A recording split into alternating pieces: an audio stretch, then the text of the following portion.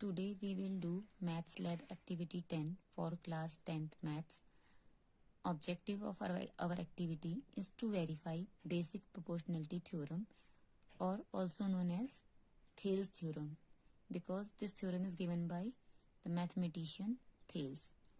Prerequisite knowledge for this activity is the concept of similarity of figures and triangles. Then what is similar figure? What are similar figures?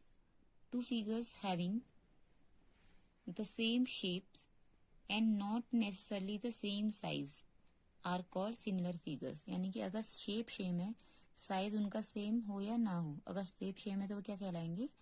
Similar figures. ठीक है. इसी तरह से similarity of triangles. तो similar triangles क्या होंगे? Two triangles will be similar if the corresponding angles of the two triangles are same and the corresponding sides of two triangles are in the same proportion. ठीक है. अगर triangles क्या है? Equi angular है और उनकी जो साइड्स हैं वो क्या है? प्रोपोर्शन में है, यानी कि उनका जो रेशियो है वो इक्वल है, तो वो कहलाएंगे सिमिलर ट्रायंगल. जो सेकंड प्रीरिक्विजिट नॉलेज है वो है statement of basic proportionality theorem. ठीक है. तो स्टेटमेंट है बीपीटी का, if a line is drawn parallel to one side of a triangle to intersect the other two sides in distinct points, the other two sides are divided in the same ratio. यानी कि अगर किसी triangle में उसकी एक side के parallel हम एक लाइन ड्रॉ करें जो बाकी की टू साइड्स को क्या है? अलग पॉइंट, डिस्टिंक्ट पॉइंट्स पे इंटरसेक्ट करे, तो जो वो पैरेलल लाइन है वो क्या करेगी? वो उन साइड्स को इक्वल रेशियो में डिवाइड करेगी, सेम रेशियो में.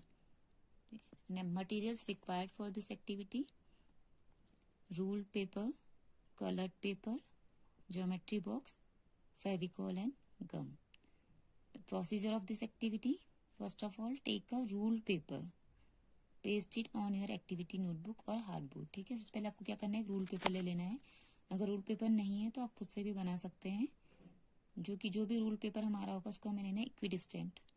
ठीक है. यानी कि वहाँ पे जो लाइन्स है उनकी जो डिस्टेंस है वो इक्वल होनी चाहिए. उसको हम क्या करेंगे? अपनी एक्टिविटी नोटबुक में या हार्डबोर्ड में पेस्ट कर लेंगे. Now cut some triangles from coloured paper and paste these on the ruled paper such that the base are coincident with a line on ruled paper और parallel to a line on ruled paper as shown in figure 10.1. ठीक है. इसके बाद हमें क्या करना है? Colour paper से हमें कुछ ट्रायंगल्स कट कर लेने हैं. ठीक है. उसके बाद हमें इसको रूल्ड पेपर में इस तरह से पेस्ट करना है कि जो बेस हो ट्रायंगल का वो क्या करे? जो रूल पेपर है उसमें किसी लाइन के साथ कोइंसिडेंट हो, या फिर क्या है करे? उसके साथ वो पैरेलल हो. जैसा कि हमें फिगर 10.1 में, जैसा कि यहाँ पे आप इस फिगर 10.1 में देख सकते हैं, यहाँ पे हमने एक ट्रायंगल लिया है, ट्रायंगल ABC. ठीक है. जिसका बेस BC यहाँ पे देख रहे हैं. इस लाइन के साथ क्या है? कोइंसिडेंट है, मिला के है. ठीक है. इसी तरह हमने यहाँ पे दूसरा ट्रायंगल ले लिया है, ट्रायंगल PQR. इसका भी बेस QR क्या है? इस लाइन के साथ कोइंसिडेंट है. ठीक है. तो इस तरह से हमने यहाँ पे दो ट्रायंगल्स पेस्ट कर लिए हैं. आप दो से ज्यादा भी ले सकते हैं. तो नेक्स्ट स्टेप इसमें क्या हो जाएगा? ठीक है. Mark in triangle ABC, mark the point D and C such that the point D intersect AB and the point E intersect AC. ठीक है.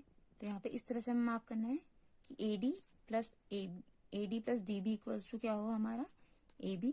ठीक है. इसी तरह से AE plus EC equal to हमारा क्या हो जाएगा? AC. ठीक है. तो यहाँ पे हम देख सकते हैं कि जो हमारा DE है वो हमारा किस तरह से है कि जो DE है वो हमारे BC के पैरेलल है. ठीक है. क्योंकि ये लाइन सारी क्या है हमारी? ये रूल पेपर में सारी लाइन्स हमारी क्या है? पैरेलल है. सारी लाइन्स इक्विडिस्टेंट है, पैरेलल है. तो जो यहाँ पे DE है इस तरह से मार्क करना है हमें कि जो लाइन DE है वो BC के क्या हो? पैरेलल हो. ठीक है. इसी तरह से हमें similarly in triangle PQR, mark the point S on PQ and T on PR such that PS plus SQ equal to PQ and PT plus TR equals to PR. ठीक है. इस तरह से हमने यहाँ पे ट्रायंगल PQR में हमने पॉइंट ले लिया PQ पे पॉइंट S, और PR पे हमने पॉइंट ले लिया T. ठीक है. तो PS प्लस SQ हो जाएगा PQ and PT plus TR हो जाएगा PR, एंड जो हमने ST लिया है वो हमारा क्या है? QR के पैरेलल है. ठीक है, यहाँ पे हमने इस तरह से लेना है, हमें इस तरह से लेना है कि ये जो क्या हो, बेस के पैरेलल हो, मतलब इसकी एक साइड के पैरेलल है। तो यहाँ पे भी हमने देखा कि हमने लाइन ड्रॉ की पैरेलल, जो इस ट्राइंगल के एक साइड के पैरेलल है और बाकी की दो साइड को टू डिस्टिंक्ट पॉइंट पे इंटरसेक्ट कर रहा है। इसी तरह से यहाँ पे भी हमने एक लाइन ली एस टी, जो इसकी साइड पी क्यू आर के पैरेलल है और इसकी बाकी दो साइड को two distinct point S and T पे इंटरसेक्ट कर रहा है।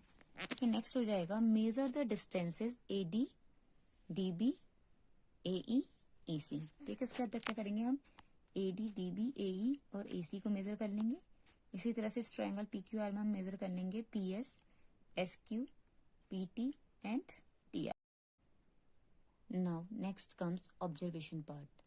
In observation part, from figure 10.1, by actual measurement we have in triangle ABC, AD equal to 8 cm, DB equals to 4 cm, AE equals to 9 cm and EC equals to 4.5 cm.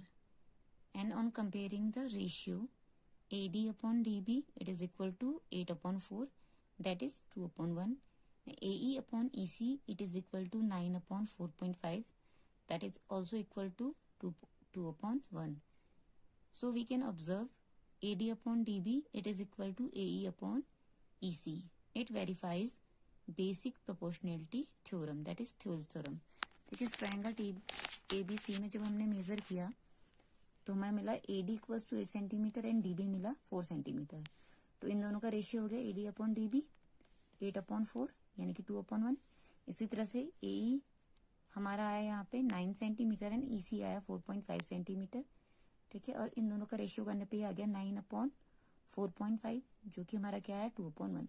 तो दोनों ratio हमारे क्या है, equal आए।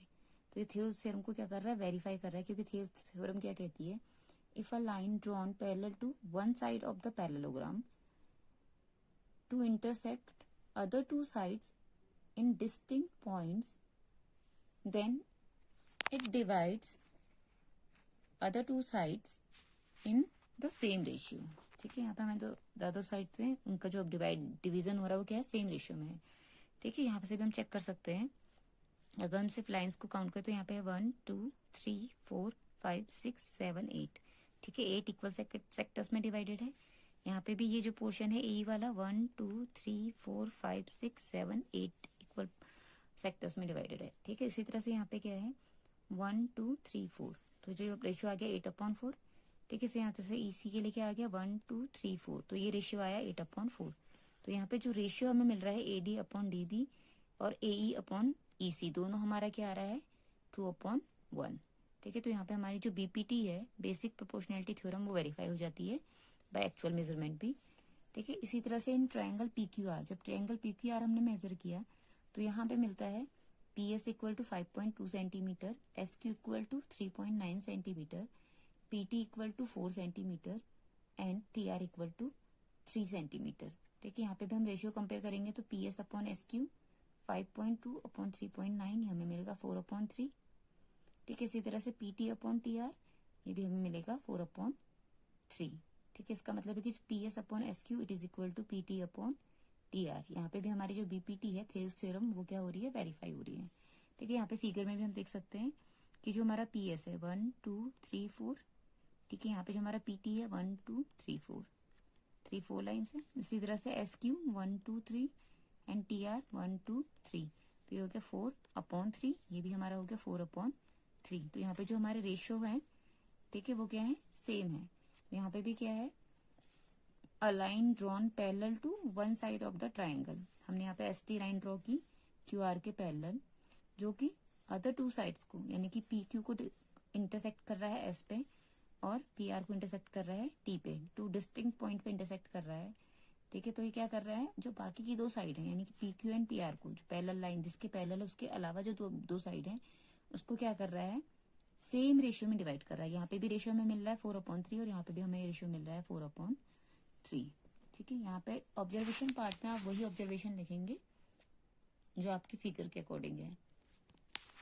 Next आता है result. तो result of this activity, we have verified the basic proportionality theorem और थेल्स थ्योरम। ठीक है, यहाँ पे हमने BPT या थेल्स थ्योरम को क्या कर लिया है, वेरीफाई कर लिया है ज्योमेट्रिकली भी. Now application.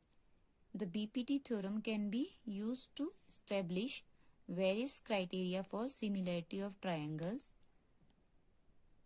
It can also be used for constructing a polygon similar to a given polygon with a given scale factor.